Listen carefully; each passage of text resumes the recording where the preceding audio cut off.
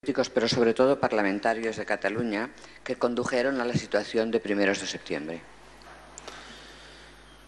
Bueno, los antecedentes, muy someramente, son en el año 2012 se convocan anticipadamente unas elecciones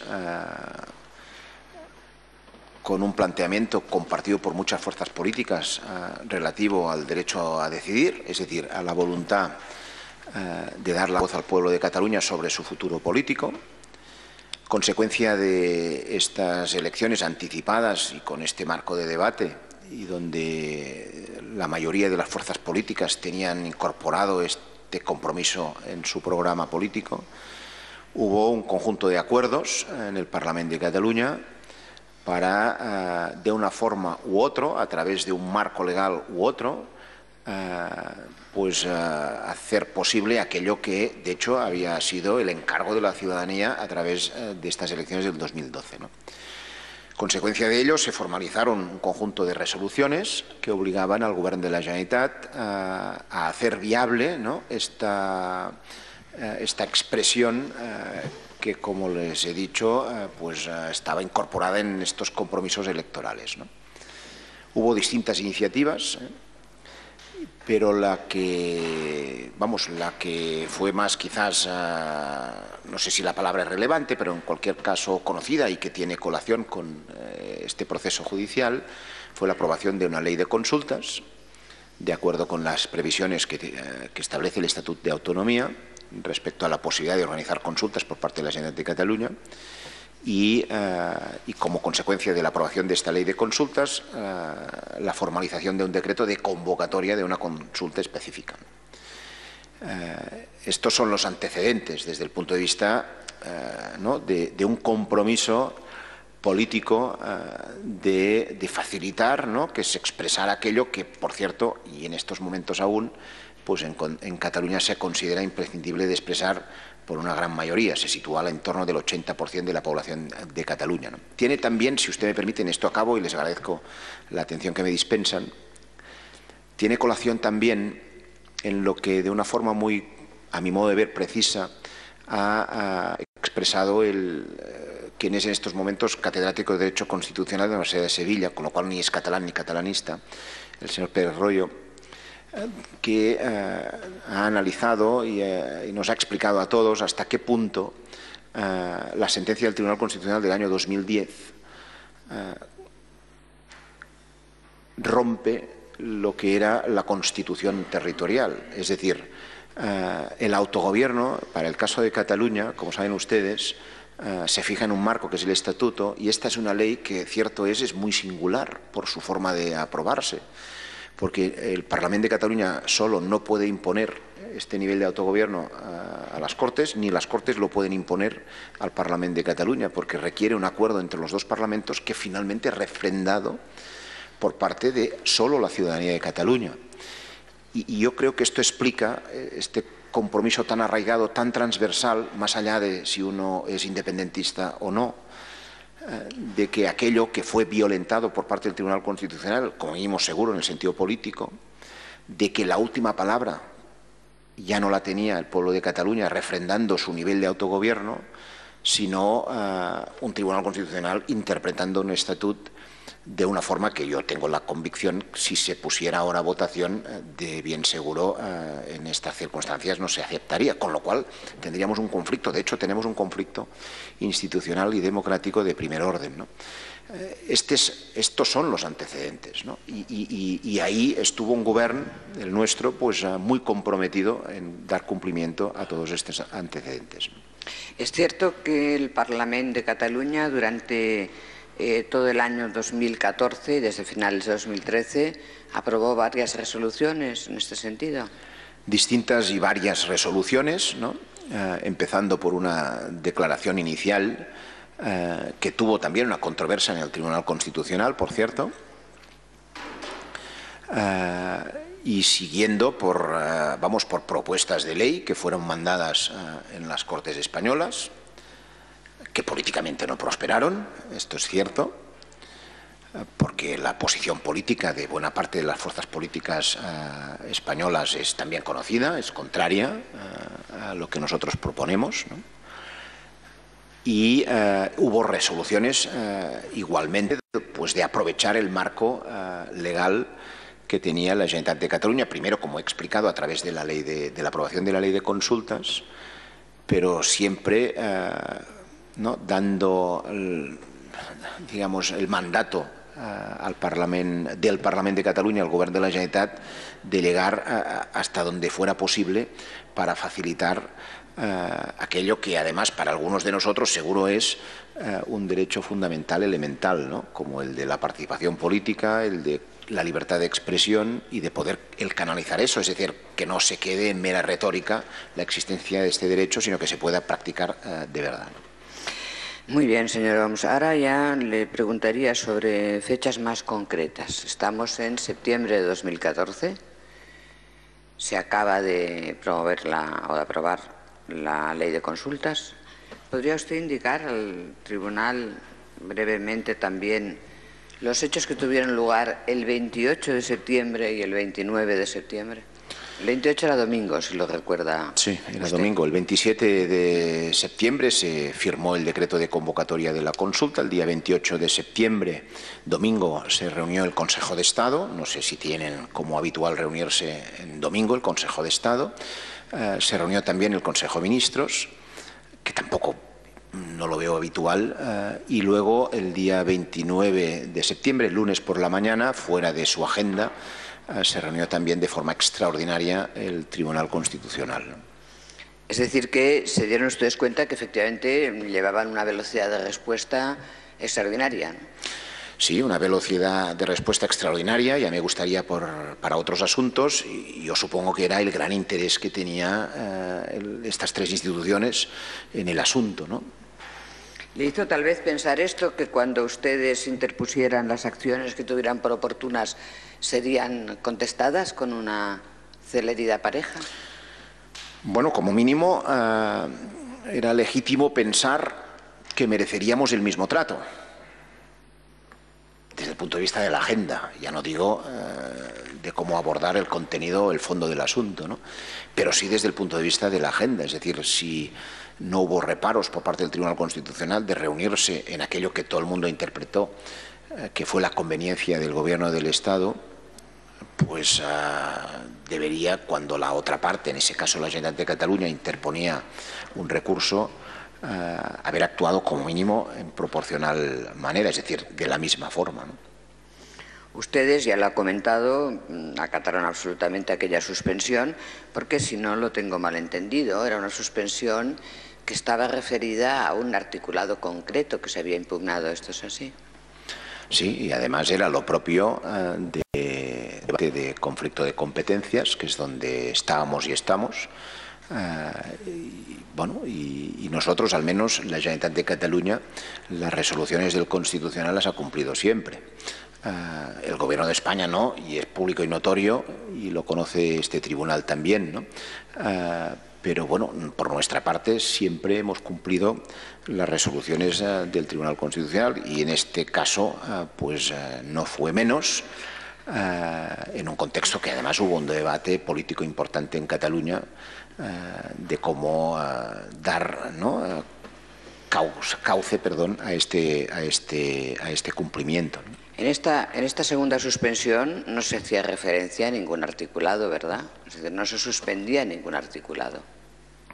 En la segunda providencia que dictó el Constitucional a instancias, no había ningún articulado, no había ningún acto administrativo, era una decisión política explicada así, además, por parte del presidente de la Generalitat en fecha de 14 de octubre, como se ha recordado, de impulsar un proceso participativo que requería pues la implicación de la ciudadanía. No es normal en un contexto como el nuestro en Europa el ver que un gobierno pide 20.000 voluntarios, que al final son 40.000, para una causa política, y estos aparecen. Esto no conozco ningún caso parecido en toda Europa, ¿no? Bueno, dígame, ¿cuál fue la reacción del Gobierno de España ante el anuncio del presidente de la Generalitat de que se iba a celebrar este proceso participativo? Porque pasó mucho tiempo, ¿verdad?, que no ocurrió nada. Bueno, la reacción fue de menosprecio absoluto, de ridiculización, de considerar, vamos, que aquello era un acto voluntarista, de hecho, dijo el propio presidente del Gobierno, sin consecuencias jurídicas ni políticas alguna. Dicho esto por parte del presidente del Gobierno, que como saben ustedes, de formación no es ni médico ni dentista, pues tenía, aparte de ser el presidente del Gobierno, pues su valor, ¿no? Porque además siempre hace gran gala de ostentar el cumplimiento de la ley y la exigencia del cumplimiento de la ley. Con lo cual, bueno, estas eran las consideraciones que mereció aquella iniciativa política, que de hecho entroncaba con algo que este tribunal pues en algún momento ha reconocido a la Generalitat de Cataluña, ¿no?, que es velar por la dignidad del pueblo de Cataluña. Hay una sentencia de este tribunal del año 2003 que hace referencia a que la Generalitat es la institución la más adecuada para defender la dignidad del pueblo de Cataluña, ¿no? Y lo que se hizo tenía mucho que ver con dar cauce ¿no?, a poder canalizar esa dignidad del pueblo de Cataluña e individualmente la posibilidad de ejercer derechos fundamentales de sus ciudadanos y ciudadanas. Dígame, en estos días en que, bueno, pues el Gobierno de España, usted ha manifestado que se burló, tal, pero que en cualquier caso no tomó en consideración, más allá de una ocurrencia, decían que era una ocurrencia. ¿Qué hizo en estos días el Gobierno de la Generalitat, entre el 14 y el 31? ¿Llevó mucha actividad, mucho preparativo? Pues sí, la actividad necesaria para hacer posible en aquella parte que le incumbía al Gobierno de la Generalitat este proceso participativo, es decir, tomar todo un conjunto de decisiones que permitieran, de acuerdo con la ley del 2008 relativa al presidente, al Gobierno y a las instituciones catalanas, que prevé el poder organizar procesos participativos de estas características, sin concretar en qué marco administrativo preciso, y también la ley del 2010, es decir, marcos legales plenamente en vigor, y de ahí hacía años, además, y se tomaron todo un conjunto de decisiones pues para facilitar esta decisión de impulso político, esta decisión que se había tomado por parte del Gobierno y del presidente de la Generalitat en particular.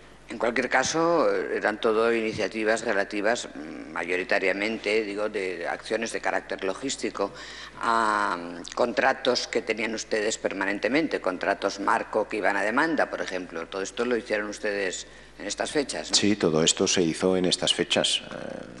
Con plena competencia para hacerlo. Sí, y todo esto que hicieron ustedes, me refiero desde la contratación de la publicidad de exteriores, la web, todo esto de o estas empresas a las que el fiscal aludía antes, ¿esto se hizo de alguna forma encubierta? Le digo por qué, porque, bueno, pues usted sabe que en las acusaciones que se le formulan hay la cuestión recurrente de que aparentaban hacer una cosa cuando hacían otra, como que se ocultaban, que utilizaban astucias. ¿Fueron públicas estas acciones, señor? Absolutamente todas. A mí me sorprendió leer en el texto de la acusación precisamente esto que usted menciona, ¿no?, de como si estuviéramos encubriendo, ni encubrimos nada, de hecho era público y notorio lo que se hacía para cualquier observador. Y lo he dicho antes, es que en todo momento lo que hicimos fue público. A mí me sorprende, ¿no? Ya entiendo que con el paso del tiempo ahora pues haya el interés de intentar presentar todo aquello, ¿no?, como una especie de casi conspiración para violentar, porque si no el relato descuadra, porque normalmente se presupone que al menos en relación al tipo penal la desobediencia pues incluye el ánimo de no querer hacerlo. Y aquí es que no hubo ni ánimo ni en un sentido ni en otro, simplemente se hicieron las cosas que hicieron públicamente. Y a mí me sorprende determinadas afirmaciones, casi que son, vamos, sorprenden, no lo voy a calificar. Es cierto que concretamente usted además como responsable de la comunicación efectuaba muy frecuentes ruedas de prensa en la que iba explicando todo tipo de detalles del propio proceso participativo. Sí, a las preguntas de los periodistas que tenían paciencia de hacerme. Mire, vamos a ir ahora, le voy a hacer ya, que luego seguiremos por otro lado, alguna pregunta relativa a esta carta que tanto interés suscita en la acusación. Esta carta que usted firma, que por otra parte usted nunca ha negado, ¿no? Yo le preguntaría, ¿cómo llegó esta carta a la causa? Pues esta carta llegó cuando se nos pidió, o se pidió al Govern de la Generalitat los expedientes relativos, ¿no?, al proceso participativo desde la propia administración, desde el propio Govern de la Generalitat, junto con todo lo demás que está en el rollo de la causa, pues se facilitó esta carta, lógicamente. Es decir, que fue facilitada por ustedes mismos, sí, claro, junto con el resto de documentación que se les pedía. Efectivamente, tampoco sí, aquí porque no teníamos ni tenemos nada que ocultar de lo que hicimos.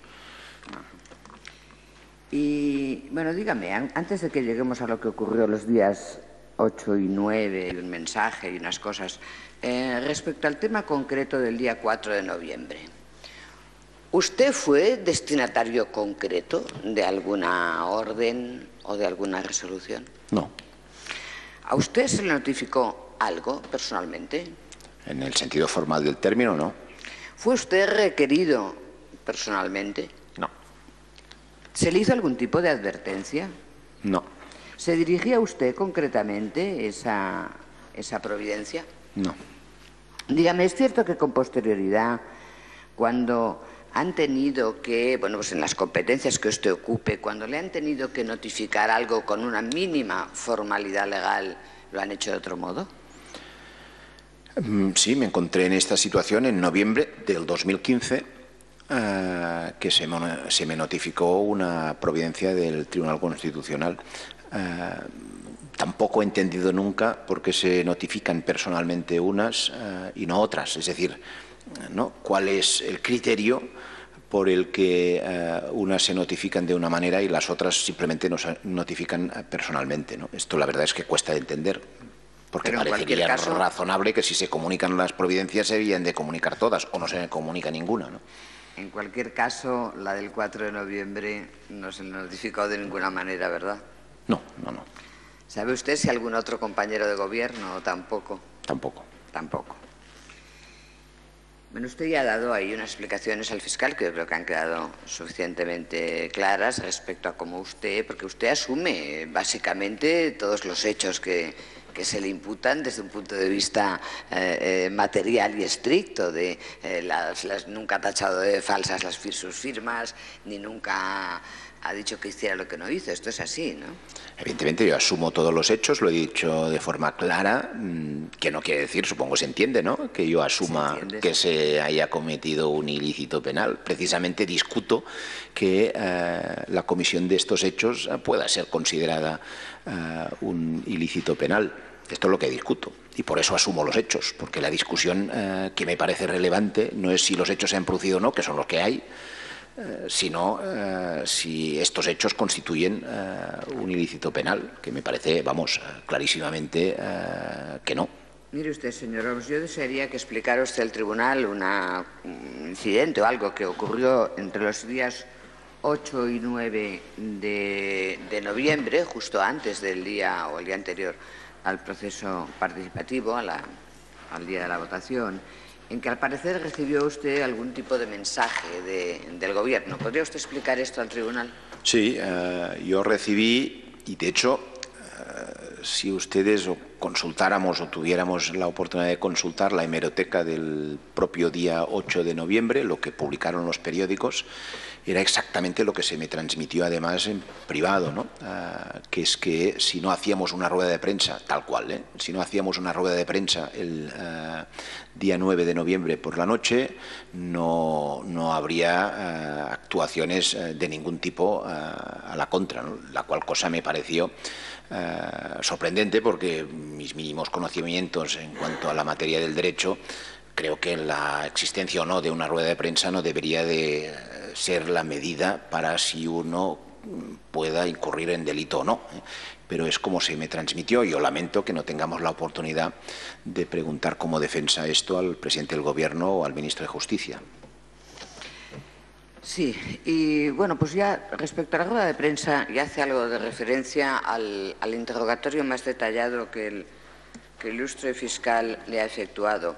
Respecto a este tema de la rueda de prensa y Focus y el pabellón y todo esto, yo le pregunto, vamos a suponer que ustedes no hubieran tenido ese actuar, es decir, que no hubieran puesto el recurso de aclaración y que además, bueno, pues hubieran considerado que esto es lo mismo que lo anterior, en fin, que lo hubieran dejado correr todo. ¿La rueda de prensa se iba a hacer igual, señor? En caso de que no hubiera votado nadie en Cataluña. Si no hubiera votado nadie en Cataluña, pues no sé, supongo... O si se hubiera suspendido la votación, para entendernos. Pues la verdad... Disculpe. Los medios de comunicación estaban ahí, estaban esperando. Sí, claro.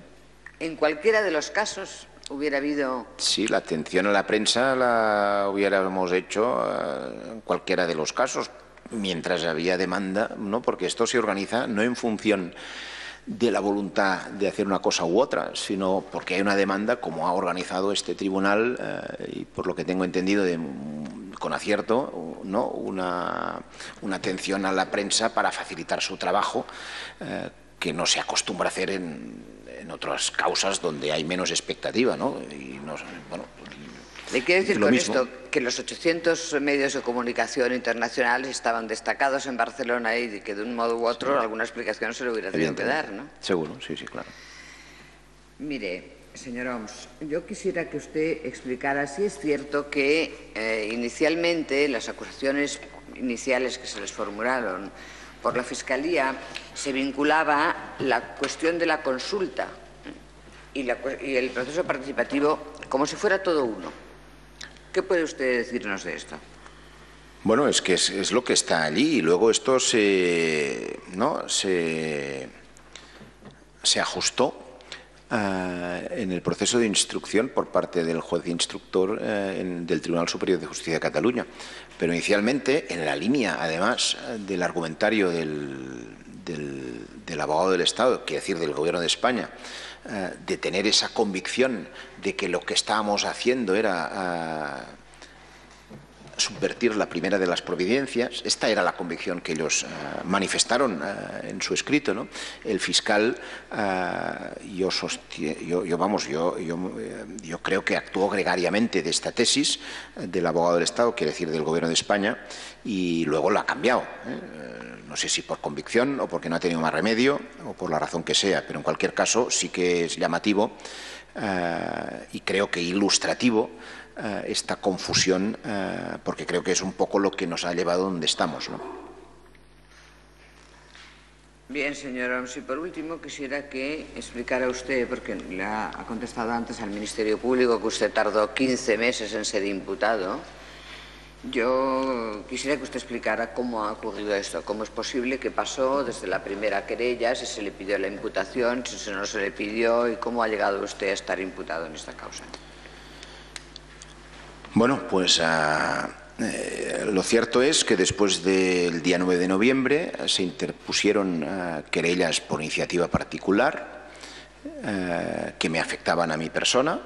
Esta no fue la decisión cuando la tomaron, porque inicialmente fue en sentido contrario de la Fiscalía. El juez instructor desestimó con informe de la Fiscalía mi implicación en la causa inicialmente, ¿no? Cuando era público y notorio cuáles eran mis funciones y mis actuaciones, ¿no? Y al cabo de 15 meses aproximadamente, yo tenía la responsabilidad, pues que había asumido el acta de diputado en las Cortes Españolas, en un contexto político, como saben ustedes, muy complicado. De hecho, se tuvieron que repetir elecciones, y fue en este contexto que, con el pretexto de la Carta, que es lo que puede aducir la Fiscalía de no conocer en aquel momento, y esto es cierto, me incorporó en la causa. Lo que no me parece tan coherente es, a partir de ahí, añadir todo un conjunto de hechos que eran públicos y notorios. Es decir, argumentos que ahora tiene y mantiene la Fiscalía para la acusación, los tenía el mes de noviembre, descontada la Carta. Porque a mí, si no me falla la memoria, me imputan 5 tipos de actuaciones o de hechos para argumentar mi implicación. E insisto, y más que hay, porque mi implicación era pública y notoria, ¿no? Y esto pasa, yo creo que esto, bueno, lo considera el tribunal como lo tenga que considerar, ¿no? Pero pasa, además, habiendo conocido después que en aquellas fechas, en el mes de octubre del 2014, el ministro del Interior de entonces se expresó, hablando en una conversación que luego se conoció, más allá de si tiene valor legal o no la cinta aquella, pero se conoció y no ha sido negada, hablando con el director de la Oficina Antifraude aquel entonces, de afinar un expediente ante la Fiscalía que me afectaba a mi persona. Es decir, una expresión clara y nítida de un miembro del Gobierno, ni más ni menos que el ministro del Interior, que tenía la convicción, por cómo se expresaba, que podía afinar expedientes para perjudicar, porque así lo expresaba también, políticamente, a través de la Fiscalía contra mi persona. Porque cuando esta cinta que se ha conocido del ministro del Interior afirma que yo esto te lo afino ante la Fiscalía, esto era un expediente que me afectaba a mí personalmente, ¿no? Yo pongo a conocimiento formal y preciso de este tribunal todos estos hechos. Ustedes ya harán las consideraciones que tengan que hacer, pero entenderán que yo, señora letrada, llegué a la conclusión que estos vaivenes de la Fiscalía no los puedo detraer de esta intención manifiesta por el ministro del Interior de utilizar la Fiscalía para perjudicar a adversarios políticos. Estos son hechos sin valoraciones de lo que ha acaecido, y además en un contexto como el de estos días, donde conocemos, y son continuas y muy lamentables, y seguro que este lamento lo compartimos todos los aquí presentes, pues situaciones donde hay fiscales que están manifestando ya cada vez más, de una manera más abierta, presiones del Gobierno de España para con su actuación. Muy bien, señor Homs. ¿Desea usted añadir algo más respecto al tema de su suplicatorio ante el Congreso o sobre algún otro extremo? No, que obviamente estoy aquí como consecuencia de un debate político, pero esto no podría ser de otra manera que no habitual, porque no había habido debates políticos en relación a la toma en consideración de la petición de un suplicatorio, y que tengo el honor de saber, a efectos de mi tranquilidad de conciencia, que la mayoría de los diputados y las diputadas catalanas votaron en contra de este suplicatorio por considerar políticamente que este juicio no procedía a celebrarse, ¿no? Porque hay una convicción muy extendida de que es un error que hayamos llegado a este punto, que una persona como yo, cualquiera como yo, esté sentado en el banquillo de los acusados, pues por haber ayudado, y admito los hechos, como he dicho antes, a poner urnas en un proceso participativo. Pues muy bien, nada más. Gracias, señor. Gracias, señor letrado. Muchas gracias, señor letrado. Vamos a ver, hemos terminado el interrogatorio de la mañana. Vamos a suspender para empezar por la tarde con la prueba testifical. Señor Homs, usted sabe perfectamente, en su condición de abogado en ejercicio, que el artículo 38, párrafo tercero del decreto por el que se aprueba el Estatuto General de la Abogacía le concede la facultad, una vez terminado el interrogatorio, de sentarse en estrado y, en definitiva, de acompañar a su defensa para la valoración de todos aquellos aspectos que usted considere oportunos de lo que se va a desarrollar en la prueba testifical. Por supuesto, valoración a través del asesoramiento de su letrado, que pueda, en un momento determinado, hacer. Dicho esto, a la tarde la agente judicial le va a proporcionar una toga y, si lo desea, puede usted pasar a estrado. Si me permite, claro. No, para informarle, le agradezco la consideración que supone lo que me acaba de decir, pero yo soy abogado no ejercente en estos momentos, con lo cual no querría violentar ningún... Con independencia de ello, existe también apoyo en la ley del jurado que esta sala está interpretando de forma generosa y, en definitiva, como tiene que ser en relación con el derecho de defensa, y no hay ningún problema, sino todo lo contrario. De acuerdo, pero yo le quería informar con precisión, porque en este momento estoy en esta condición, ¿no?, como abogado no ejercente. Estupendo. Entonces, por favor, la agente judicial le consigue a través del Colegio de Abogados una toga al señor Homs. Muchas gracias. Abandone la sala. Vámonos.